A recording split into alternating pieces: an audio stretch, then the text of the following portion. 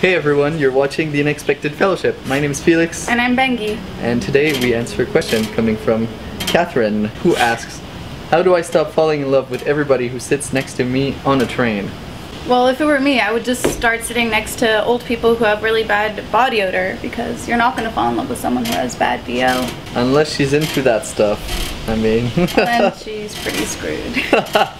It's nice to like sit down, you know, next to attractive people on buses. Like, really, for me, I always try and, like, if it's possible with the bus that have those single seats on the aisle, I always try and grab one of those, or I stand up, because I don't actually like sitting next to strangers.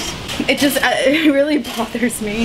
I've had a lot of bad experiences with random strangers on public transportation, so I tend to avoid them as much as possible. that makes sense. Like, even if my iPod battery has died, I still have my headphones in. So no one talks to me.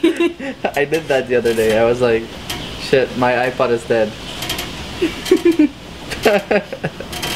But it's just weird. Okay, have you noticed that, like, I don't know if it's like that for you, but when I'm sitting down and like a girl walks in the bus or the metro, if I make eye contact with them, they will never sit next to me, like, ever. It's like a sign. I have to like avoid their gaze, or like even pretend I didn't notice them, and then they might sit next to me. But like, if there's ever acknowledgement that they've walked in, they'll like go to another seat or like even stand up, and it's awkward for some reason. I do that.